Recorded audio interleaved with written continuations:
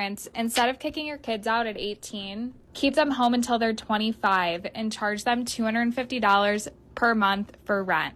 When they turn 25, give that money back to them. That would be almost $21,000. Then they can use that as a down payment for their future home. Trust me, your kids will thank you.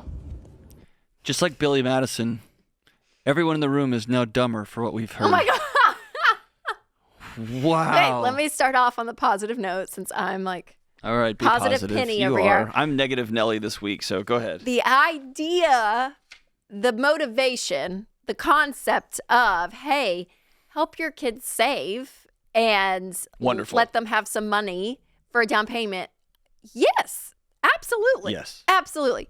Secretly doing it by forcing them to live at home and pay rent. And then keeping a secret account that you're going to, yeah. And then suddenly, here it is. No, because no, on many reasons. We're not mad at grown adults. I'll speak for me. I'm not mad at grown adults living with their parents for a period of time. I'm not either. If there is a life transition that is happening, you've moved to the city where they are and you want to live there for a bit, whatever it is, right? There are reasons, and again, great reasons for adult children to move back home for a period of time. Right. And not for this nebulous, I'm just saving money on rent. Or till 25, 7 years. I'm going to just keep going. Yeah, no.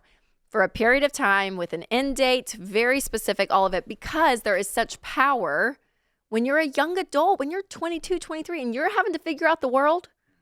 There's just, there's something in that dignity. There's this idea that I have to now problem solve and I can't just, fall back on my parents. And those lessons and skills that you learn through problem solving are what you lean on when you're 30 and 40 and 50 and through the rest of your life. That's and right. So if you, it's like, I'm going to teach you how to to bench press, and I'm going to get under the bench press bar and I'm going to push it up for you. And then you help at the very end. And then at the end, I'm going to tell you, clap for you, and tell you how strong you are. Yeah, what you're robbing your kid of is strength. Yep. Like the steps you have to take, the day in and day out stuff. I mean, it's a long-term game. And I'm all for Rachel, not only going home for a season, that's great. Yeah. I'm also, if you're have put yourself in a position, if you've gotten lucky in life, if you've taken care of your money and you've handled it well, I can think of no more awesome gift than at my kid's wedding to hand them a set of keys, or to say, I got you a house for your wedding or what. That's or your down payment for your home. I would love to do that. Yeah, That'd be amazing to be in that position to do that. But I'm not going to trick you. That's right. And I'm not going to reverse.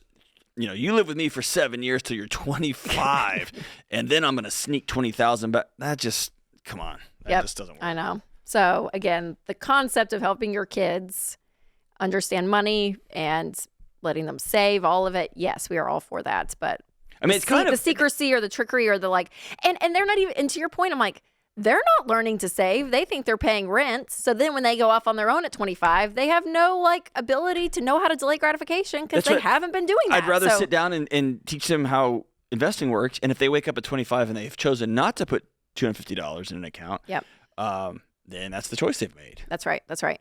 And there is such a fine line with enabling. Oh, yeah. We talk about it all the time. And a blessing, right? Because like you said, I'm like, yeah, if you have the ability and your kids are at a place where you feel like, yeah, emotionally they can handle it, it's not going to damage them, to do something crazy, like buy them their first house or a down payment on their first house. You could do stuff. And when we talk about changing our family treats, that kind of stuff, because if you don't ever have a mortgage and you invest your mortgage payment, what would have been, you're changing your great-grandkids' life. Then that changes their kids' life. The ball keeps rolling, which is amazing. And that's part of the freedom we want, that money isn't this thing that is so burdensome. Burdensome, yeah. in our lives. Talking, yeah.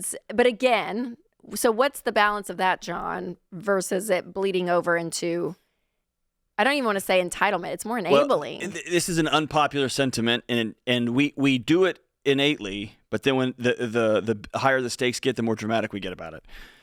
One of my kids, I got two. One of my kids, I can say, hey, do you want some ice cream? And they'll be like, yeah, that'd be awesome. And I can give them one scoop, and they're like, yes. If I give one of my other kid, like, hey, you want some ice cream? I will find them digging through the mini marshmallows at 2 a.m. like, right? And so one kid introducing sugar in a certain context is enabling. I'm making a bigger mess. One of my kids can handle it. So I think enabling the balance is, have I trained you and taught you, and have you demonstrated the character to handle what I'm about to, the gift/burden I'm about to hand you? Because it's both. Yeah. Can you handle this? And if you can't, I love you enough to not do that, right? And so it's super fun to give something as a parent. It's not fun to withhold, but the right thing to do is, you're not ready for this, then I'm not going to do that. Okay, so let's talk about like a realistic situation. If there is a parent out there and they're like, yeah, I have 2 grown kids. One can handle it, one can't. Do you give one? Like, in this extreme example, a house. Like, let's just go extreme. Do you give one a house and one not? I mean, like, the way I would frame that was, since they were little, I would say, you are making choices. And if you choose this and this and this, then you're choosing to enter into this. Right? Yeah. And often parents will say, like, if you talk that way in this house, you're out of here. I'm not going to weaponize my relationship with my kids in that way. What I will tell my kids is, if you choose to be disrespectful to mom, you're choosing to leave, and the house doesn't work well when you choose that. Similarly, if I have an adult child who's the same as we tell people from California, yeah, but houses just cost this much. Math is still the same. Right. And so my adult responsibilities are still the same no matter how hard the conversation is.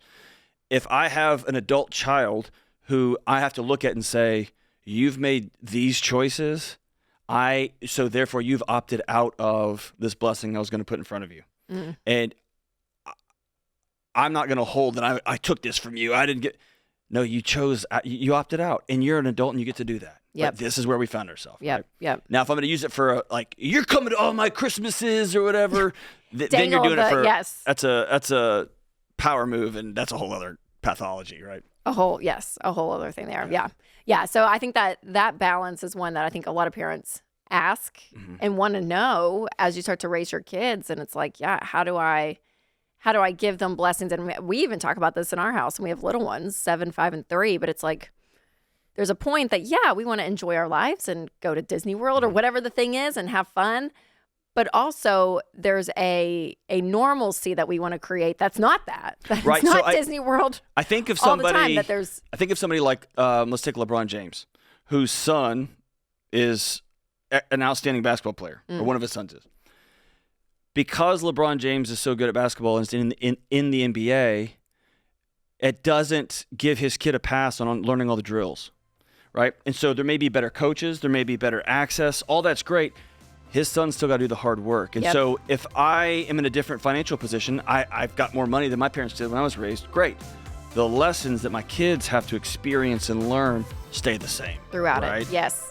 It's still consistent because they're still going to be off on their own, and life is going to be there whether you like it or not. And so training them and building that up in them so that they can survive the world is what's key.